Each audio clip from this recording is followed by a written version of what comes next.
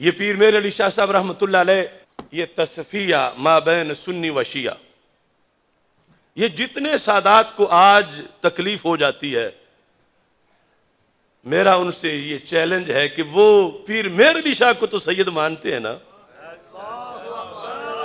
یہ چھوٹی سی کتاب پر ہی آ کے ہمارے ساتھ بات کر لے۔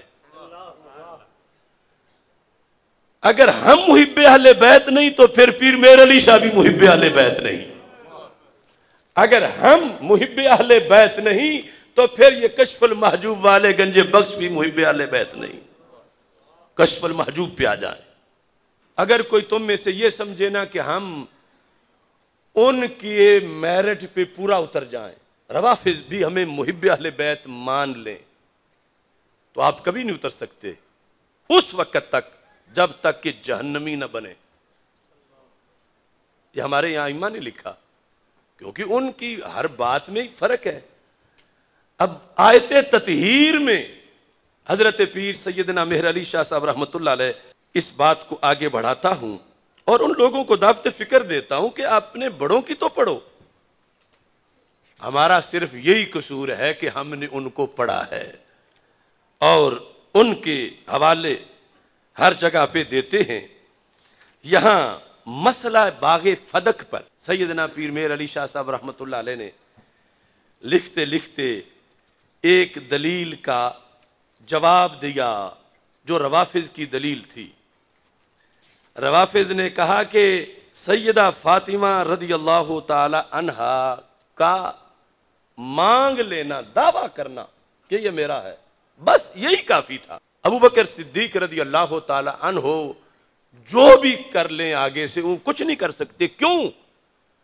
روافض نے کہا انہیں چادر تطہیر حاصل ہے اور صدیق اکبر کو چادر تطہیر حاصل نہیں ہے، اور چادر تطہیر کا مطلب معصوم ہونا ہے، اور معصوم غلطی نہیں کرتا۔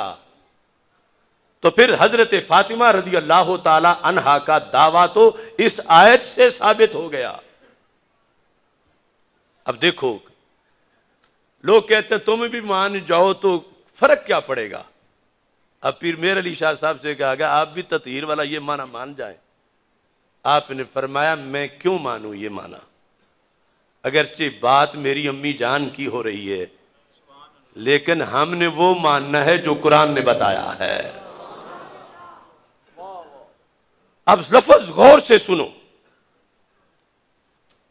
ایک ہے تطہیر کا معنی روافض کے ہاں معصوم ہونا کہ ان سے غلطی کا امکان ہی نہیں، اور دوسرا ہے تطہیر کا معنی اہل سنت کے نزدیک کہ غلطی کا امکان تو ہے لیکن رب نے حفاظت فرما دی ہے۔ لفظ سنیں، فرماتے ہیں کہ اس موضوع پر ایک اور دلیل جو فریق مخالف کی طرف سے دی جاتی ہے وہ یہ ہے کہ اللہ تعالیٰ نے بموجب آیت تطہیر اہل بیت علیہم رضوان کو پاک گردانا ہے، لہٰذا سیدۃ النساء رضی اللہ تعالی عنہا فدق کا دعویٰ کرتے ہوئے کسی ناجائز امر کی مرتکب نہیں ہو سکتی۔ یعنی جب وہ معصوم ہیں تو وہ ناجائز بول کیسے سکتی ہیں؟ یہ روافض کی دلیل ہے۔ کہتے ہیں اس دلیل کا تفصیلی جواب آگے چل کر آیت تطہیر کی فصل میں دیا جائے گا، یہاں اتنا کہہ دینا کافی ہے۔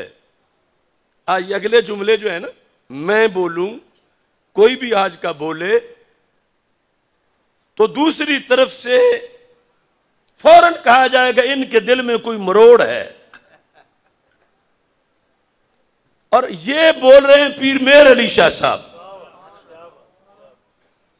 تو پتہ چلا مروڑ کا مسئلہ نہیں، شریعت کی حفاظت کا مسئلہ ہے۔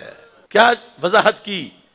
فرمایا تطہیر کا معنی جو وہ لیتے ہیں وہ غلط ہے، تطہیر کا معنی جو سنی لیتے ہیں وہ صحیح ہے۔ اب سنی معنی لیتے ہیں، اس سے پھر اب فرق کیا نکلے گا؟ کہتے ہیں کہ آیت تطہیر کا مطلب ہرگز یہ نہیں، ہرگز یہ نہیں کہ یہ پاک گروہ معصوم ہے۔ سرکار کے علاوہ جو 4 تن ہیں 5 تن میں، کہ یہ پاک گروہ معصوم ہے، پیر میر علی شاہ فرما رہے ہیں آیت تطہیر کا ہرگز یہ مطلب نہیں. تطہیر ہے مگر یہ معصوم نہیں. کیوں؟ معصوم صرف رب کے نبی ہیں انسانوں میں. تطہیر کا جو معنی رب نے دیا وہ بھی بڑی شان ہے، لیکن تطہیر کا یہ مقصد نہیں کہ انہیں نبیوں کے ساتھ ملایا جائے. نبی معصوم ہیں انسانوں میں. اور یہ فرمایا کہ آیت تطہیر کا مطلب ہرگز یہ نہیں کہ یہ پاک گروہ معصوم ہیں اور ان سے کسی قسم کی بھی خطا کا سرزد ہونا ناممکن ہے. یہ مطلب نہیں. خطا کا سرزد ہونا ممکن ہے. یہ پیر میر علی شاہ صاحب تطہیر کا مطلب بتا رہے ہیں کہ خطا کا سرزد ہونا ممکن ہے. تو پھر فرماتے ہیں اس کا یہ مطلب ہے کہ اگر بمقتضائے بشریت ان سے کوئی خطا سرزد بھی ہو تو وہ عفو و تطہیر الہی میں داخل ہوگی.